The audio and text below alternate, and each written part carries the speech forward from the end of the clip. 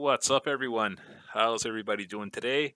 I'm Jason, and I want to welcome you all to my actually very first YouTube tutorial. Just recently, I uploaded this pic right here, and the reception was rather good.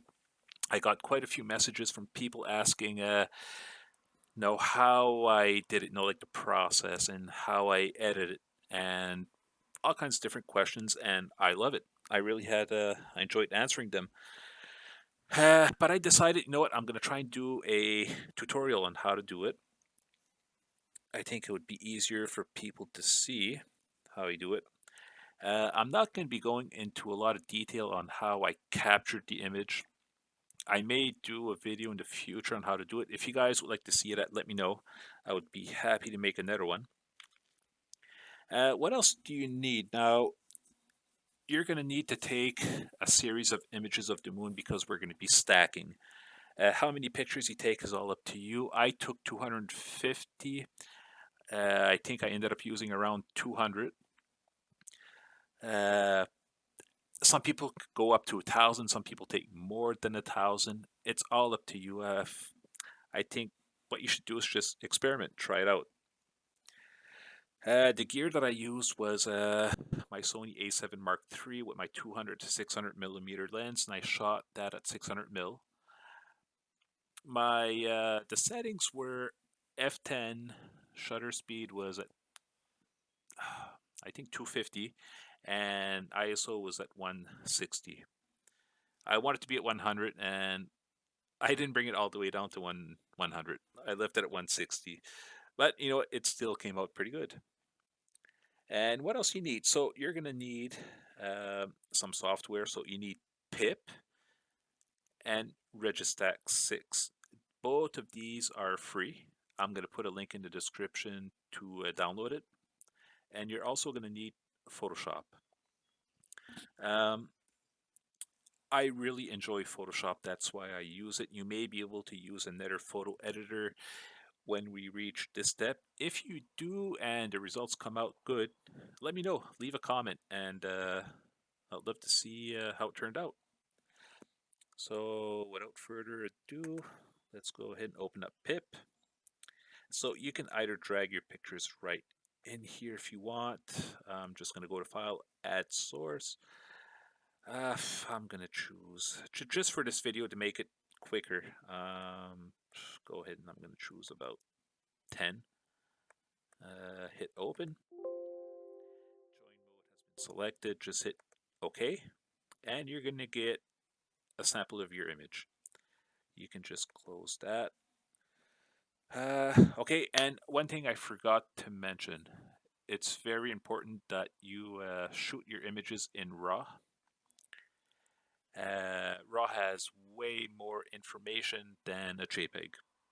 You're gonna, and if you shoot in JPEG, you can't really adjust your white balance afterwards, and you know, just to save yourself some trouble, just shoot in RAW, and everything will work out good for you. All right, so what do we do here? All right, you're going to want to check solar lunar full disk. Reason why is because each image has the entire moon in the image. That's pretty much the only reason why. Uh, we're done here. Let's go to input options. There's nothing here that I do.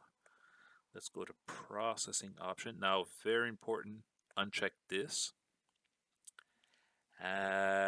Down here, make sure that this is checked, center object in each frame, because basically PIPP is going to crop every image with the same amount of dead space around the moon.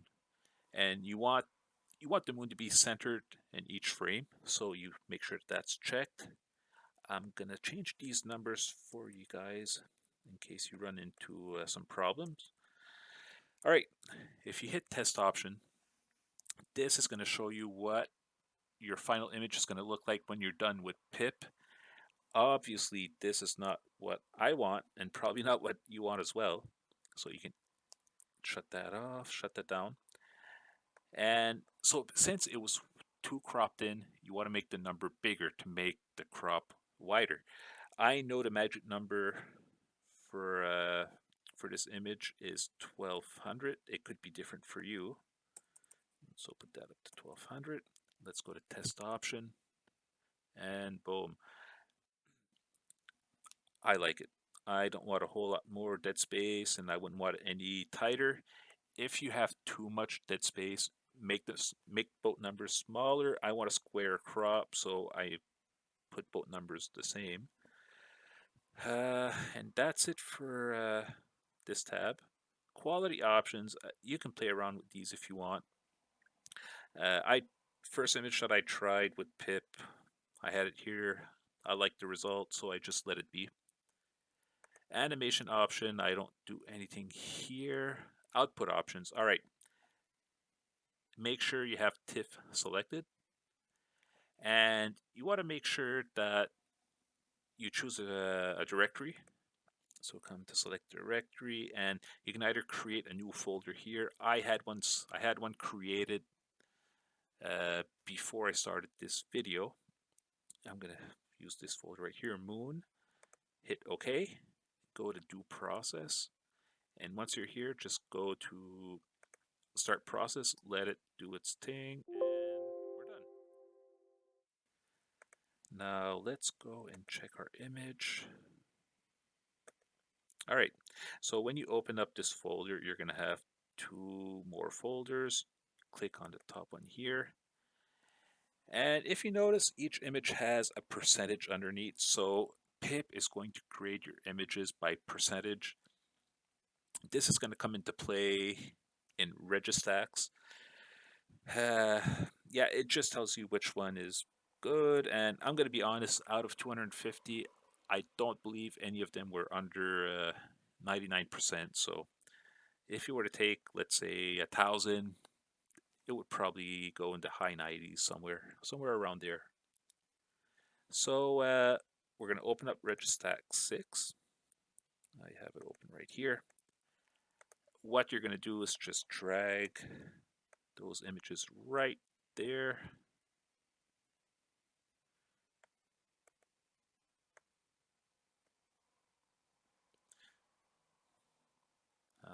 Okay, so I'm going to shut this off and I'm going to open it up again.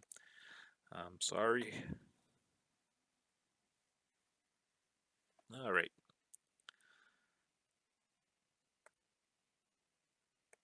There we go. All right. So stretch intensity levels, click yes. And there we go. I'm going to make this full screen. Okay, perfect. If by chance you open up the image and it's cropped in, just come up here and hit show full image. Other than that, hit set align points, and it's going to add a bunch of dots. Hit align. All right, now all of your images are aligned. They're ready to be stacked, but first you have to tell Registax how many images you want it to use. If you come down here to limit setup, make sure that you choose best frame percentage. Now, if you're using a bunch of images, you want to choose something around 75 to 80%. Since I'm only using around 10 images, I'm going to put it to 100. And this is where the percentage comes into play that we saw earlier, right here. 100%, 99.5. You just want to use your best images. I wouldn't go below 99%. So I mean, put it at around 75 to 80%, like I said. I'm going to leave it at 100 because I only have a few images. One thing I forgot to mention, if you're noticing that Registax is very sluggish and that maybe your system is crashing, come up here and bring it down. You know, maybe bring it down to 1, 2, and try it then. Thankfully my laptop can handle all 8 cores. It makes it no faster. So if you're having a hard time, bring it down to 1 and try it there. Once you have this decided, go to limit, click it, and open up full image. And now just hit stack. Now this can take a little bit of time. Let it do its thing. Don't touch it if you think it froze. Just let it be. And now that we have this stacked, let's go to Wavelet. All right, so here is where we're going to start doing a little bit of editing. When you start off, you want to click on the image at a point where you have the most like contrast and detail. So I'm going to click right here. Now you can start playing around with these here. I never played with them in the functions. I think you can play around with color and stuff, but I never bothered with it. I usually just come right here and I play a little bit with the first layer. For me, I like 0.2. Oh, hold on, 0.2. I don't play with the denoise, and this I just bring this forward. You can easily overdo the sharpening here. Like, I mean, I'm just going to bring this up a little bit, and I mean, just look at how much detail came out. Now, if you look, everything's like not as sharp than right here. That's why I clicked at this one. If I would have clicked right here, it's just gonna bring this, and it's just gonna edit that part of the moon. So anyway, yeah. So you click down here, and you bring this to where you like it. I find that's a bit too much.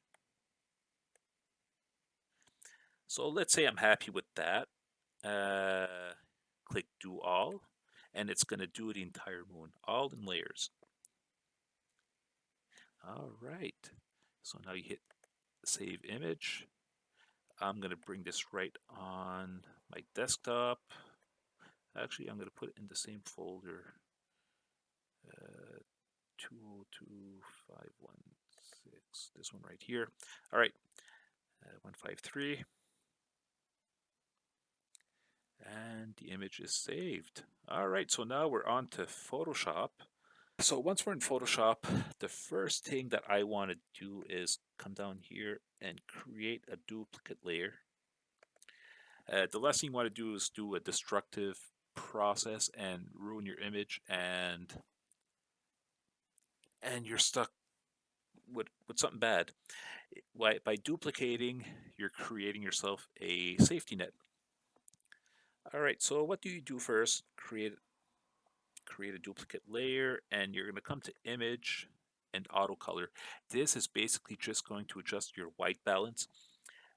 Right now it seems as if you don't have any color, but believe me, the color is there. We just got to go and get it.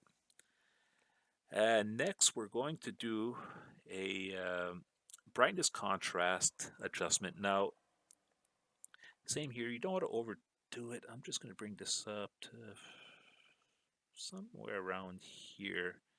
And contrast, we're going to give it all kinds of contrast. Bring it to about 30. Hit OK. All right, so next step is going to be, we're going to do a curves adjustment. So basically, you're just going to create a couple points. Now, this is all subjective. I mean, you're going to have to play with it. All we want to do is add a little bit of contrast. So I'm going to bring this one down. I'm going to bring this one down as well. Now I'm just looking at making these parts darker, creating a little bit of separation between the bright parts and the dark parts, but I think I'm going to bring this down a little bit just to bring a little bit more detail around here. I'm going to say that this is good for now. And so our next step is going to be some denoise. So you go to filter, noise, and reduce noise.